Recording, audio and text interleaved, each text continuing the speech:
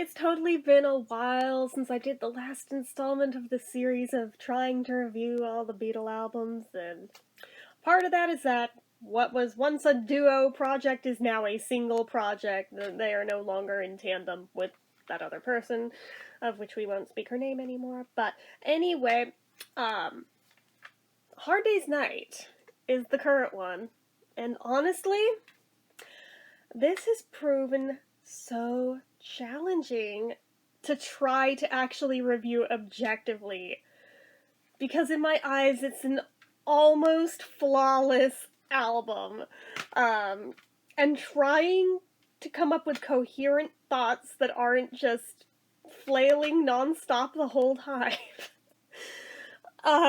Basically every damn time I've tried to sit down to do this, it's just more or less turned into that. Hell, even my notes, song to song, still largely are that. And I'm just like, I don't know. It's so weird, because you would think, being a reviewer on YouTube, it is what I do, and the content most near and dear to my heart, longest in my life, from my childhood, would be the easiest thing on earth to review, and yet, it's the hardest. It's the hardest to put it into words, and I don't know, this particular album has really just given me a run for my money trying to do it. And this is why it's been months and months and months since the last one, because, oh my god, it has been so hard trying to do the thing. But I finally did the thing. I was originally gonna put this up on the 7th to coincide with the anniversary of their landing in America. And while I got my notes finished in time for that, I ran out of hours in the day to post it, so I figured, well, fuck it, I'll just hang on to it another couple days and do this for the 9th, for the anniversary of them on Ed Sullivan. So, here we are!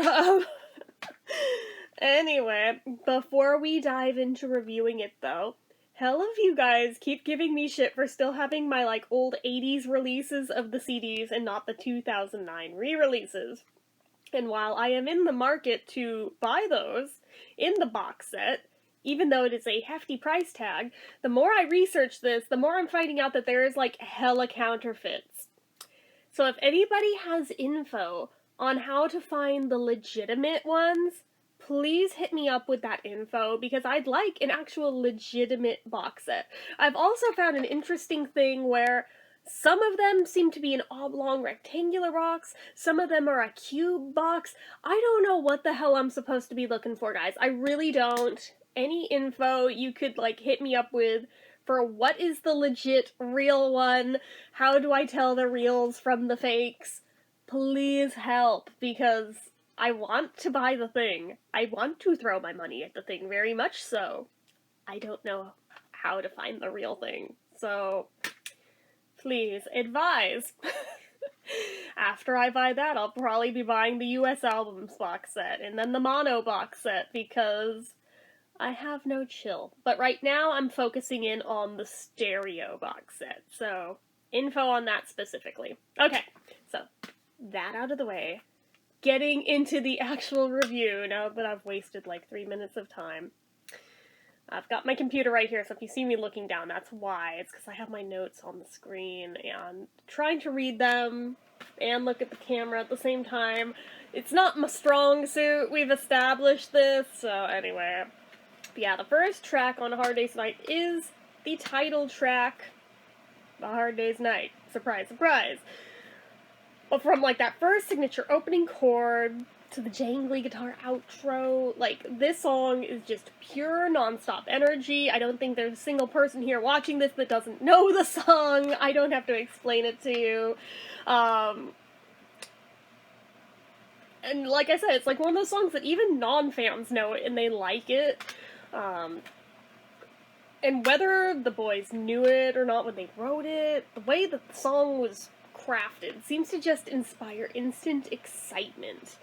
And it was also just, genius to kick the album off with that, because it sets the tone for the whole album. You know you're in for an exciting ride from that track forward. So it's also got, that pure 60s retro bliss vibe to it. It just, everything in this album, the tone is set by this song. there's only like a few dips in energy levels through the whole thing. And I think that's why I love this album as much as I do, is because it really doesn't have much that draws away from that inertia. And I like albums that, when it's got that type of energy, it's just non-freaking stop. So, anyways. The next track on here is I Should Have Known Better, which, just like the title track, the intro of the song sets up the energy for the track and keeps that inertia going.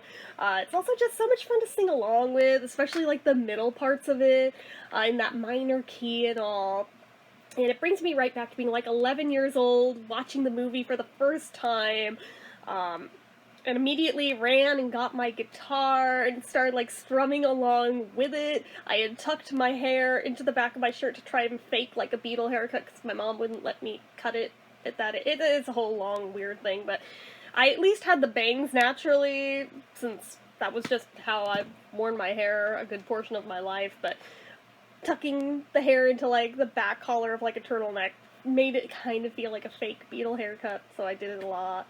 But and then I would like imitate John's bouncy stance to the song and all, and I have found over the years I've kind of subconsciously adopted that stance both in playing and just even when music's on like while at work.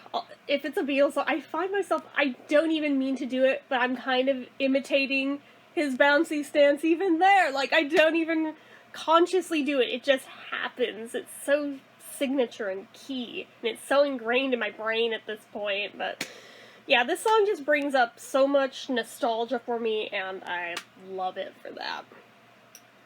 So the third track on here is If I Fell, and it's technically the slower song on the album, but the rhythm of the song keeps the energy steady, so it's weird, because while technically slower, it doesn't feel like it's dragging down the energy of the album. Because it's still fairly upbeat. Yeah, it's still technically a ballad, though. The harmonies in this one are just absolutely gorgeous in this song. They're probably amongst my favorite harmonies in the entire Beatle catalog, if I'm being real with you. And the key that the song is written in has just such a sentimental feel to it. It both tugs at your heartstrings, but at the same time brings on like that swoony girl crush feeling. But yeah, it's one of my favorite songs on the album, and it's probably among my favorite Beatle love songs of all time, too. So, the next song on here, George gets his moment in the spotlight with I'm Happy Just to Dance With You. And it pulls the energy level right back up. Any little dip that it had with the last track, it pulls it right back up. His accent feels thicker on this track, and I love it for it. I think it's so cute. But my favorite part of the song actually isn't even the vocals or the guitar, but it's the drumming in this song, which I know I'm probably in the minority on that, but it sends this track over the top for me. So, the next track is And I Love Her, and I'm probably gonna piss a whole lot of people off with what I'm about to say. But this song feels out of place to me, because the rest of the album, every other song on the album, has such a constant energy flow through it, and then you get to this one and it smacks into a brick wall, and I'm like, no. And if I'm listening to the album in order, I find myself wanting to skip this track because of that. I'm like, nope, out of here. If I listen to it as a one-off, the song is just fine, but listening to it in the context of the album, it just, I don't know, like I said, it feels like you hit a brick wall, and I'm like, no thanks. Get out of here, Paul. But it's not a bad song, so it's a very conflicting feeling with this one, because if it comes on the radio, if it comes on shuffle, I like the song just fine. I don't dislike the track. I just dislike that it messes up the energy flow of the rest of the album. But, anyways. I'm trying to think, what else do I have to say about this? I mean, it's a very pretty song with beautiful lyrics and all. I don't want that to detract away from what anyone thinks I think about the song on its own. Because like I said, it is a beautiful song, but the album itself just... I like it being constant energy, and I don't like it slowing down for that track, so I find myself skipping it. Sorry. Sorry for anyone whose favorite song is that song. I'm sorry. Like I said, I have no ill will towards this song. If I'm listening to this album, it's my skip song. But if I listen to it on its own, it's just fine. So the next track is Tell Me Why, and I feel like this track encompasses like everything that made up the magic of the early Beatles tracks, and like the whole vibe there. The harmonies, the guitar, the drums, the energy, everything. If you want to condense down into like one song for someone who has somehow, someway never experienced the Beatles, I would argue this track should serve as a very solid introduction. It doesn't have to be the very first one, but I would say it should be amongst the first ones that you use as an introduction. So, next track is Cant Buy Me Love. And I would say if there's anything possibly equally, if not more iconic than the title track of this album, it's this one. Not only for the song itself, but even the imagery it evokes from the film. It's the musical scene that stands out more than anything when thinking about A Hard Day's Night. And it's catchy as hell, it's forever popular, and it's one of those songs that even non-fans can usually agree is a good song. So it's pretty damn solid. Some argue that it's overplayed, but I say no, it's not. It is just right and just fine the way that it is. So... the next track is Anytime at All. It's easier for me to be objective with this song on its own merit, as it wasn't in the film, so there's none of that same sense of obligation trying to tug at me to rate it higher just because it was there, and people will cry sacrilege if I don't. That said, it does fit in with the energy of the rest of the album perfectly, but with one caveat. I can't put my finger on exactly what it is, but this track almost feels more like it should have belonged on Beatles for Sale than on A Hard Day's Night. It does still fit A Hard Day's Night, but I don't know what it is. Something about it feels more Beatles for Sale to me. And like when I was first being introduced to the albums, I had known the song from the radio, and I was actually really surprised that it came from this album and not Beatles for Sale. Because it just, I don't know, something about it. I want to say maybe it's something about the guitar work and it feels more like in line with that album than this album, but maybe it was just ahead of its time, I don't know, but that's just my take on it. But it's still a good song, and I still like it and all, it just, it feels like a Beatles for Sale song to me. So the next song on here is I'll Cry Instead, and I grew up with that version of A Hard Day's Night from the 80s that included this track in the movie with, like, that photo montage of, like, stills from, like, the filming of it, and I didn't realize it wasn't always there until, like, the early 2000s DVD release, and it was nowhere on it. And I was so pissed over it. Because in my mind, it belongs in there. It's part of the movie. It belongs as part of it. Even though apparently that was added in later. And I feel like future releases of the DVD should put it back, but I'm probably in the minority there. But I really love the song, and I feel like it should have made its way permanently into the film one way or another. But movie aside, I feel like it could be like a sibling track to I Should Have Known Better, which also lends itself to feeling like it should have been in the film. But anyways, I do love it. So the next track is Things We Said Today.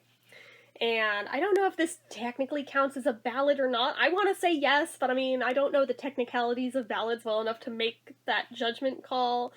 But anyway, if it does, this is my preferred ballad on the album over the other, well, I guess I shouldn't say over the other one, because If I Fell technically counts as one too, and that would be my number one out of these three. But between this and I Love Her, this is my preferred track.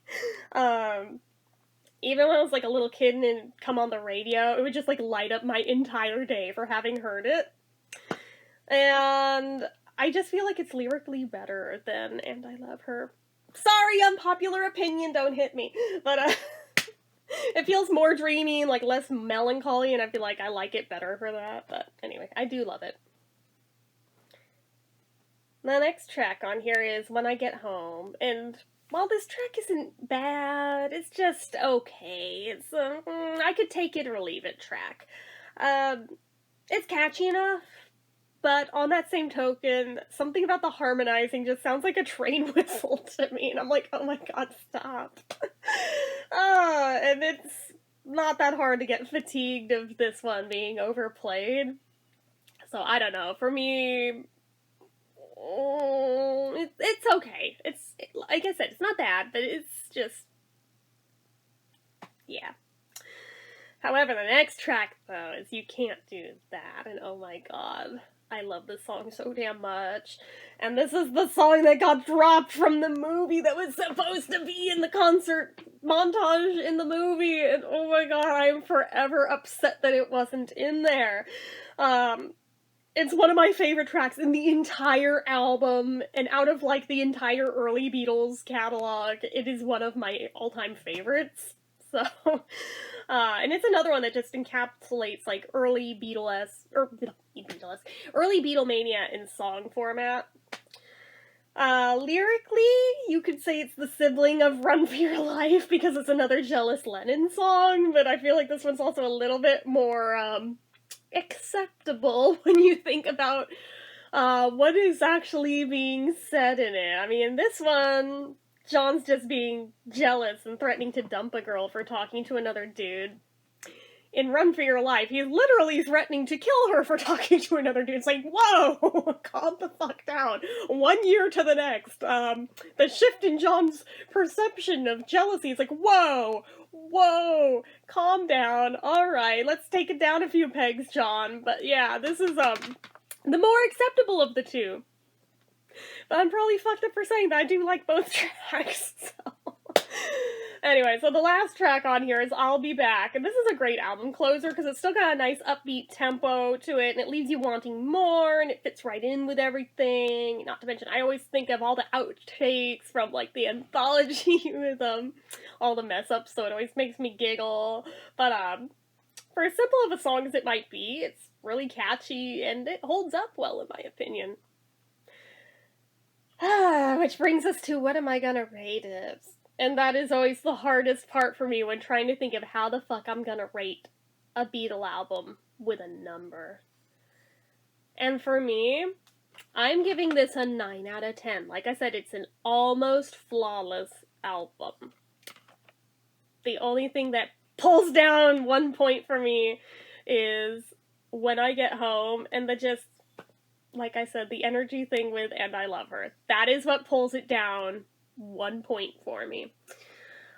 Which is probably really petty, but I am trying so hard to be objective and not just knee-jerk go, everything is wonderful and great and perfect all of the time, and screw you if you think otherwise. No, I'm trying really hard to be objective. And I know I'm not always popular for trying to be objective when it comes to these, but for the sake of reviewing, you have to be. So, and I'm sure it probably surprises some people that I rated it so highly and there's not even a Ringo track on here. Whereas other people would be like, yeah, you rated it so highly because there's not a Ringo track on there. And I'm very conflicted because part of me is going like, yeah, I wish there was a Ringo track here, but on the other hand, depending what might have gone here, it might have been something that could have maybe pulled it down a little more. Even though I adore Ringo and I adore his tracks, there are certain ones, like, perfect example with Rubber Soul. What goes on? Enough said. Just saying. Or Don't Pass Me By. No. Certain Ringo tracks, yeah, it would be a detractor, but other ones, like the last two albums with Boys and I Want to Be Your Man, it adds to it for me. So it would have depended on what the track were, but the fact that there wasn't one here, it technically could not have pulled it down, but also because there's not one there, it didn't potentially pull it up a little higher either, depending on what it might have been. So, I can't speak on it because it doesn't exist, so there's no sense playing the what-if game here. But anyways, that is about it for me for this one. But yeah, that was hard as fuck for me to objectively go through this and try to figure out how to rate it, because I love it so much, and it's so close to being a flawless album. But yeah, those are my thoughts. Take them for what you will, but highly, highly, highly recommend this album. So anyways, that is it for me for this one, guys. So as usual, you know what to do. If you like this video, go ahead and give it a like. If you're not already and you'd like to be, click subscribe, hit that notification bell icon so you never miss an upload, leave comments down below. Make sure you're following my social media accounts, my Facebook fan page, my Twitter, my Instagram, everything and more. It's all down below. And if you like what I do here on this channel and you'd like to help support it, the donation link, as always, is down in the description. Get your name on the end card for a month from the time of donating. So anyway, guys, hopefully it won't be as long in between installments for the next one. I'll try my best. But anyway, guys, till next time, see ya.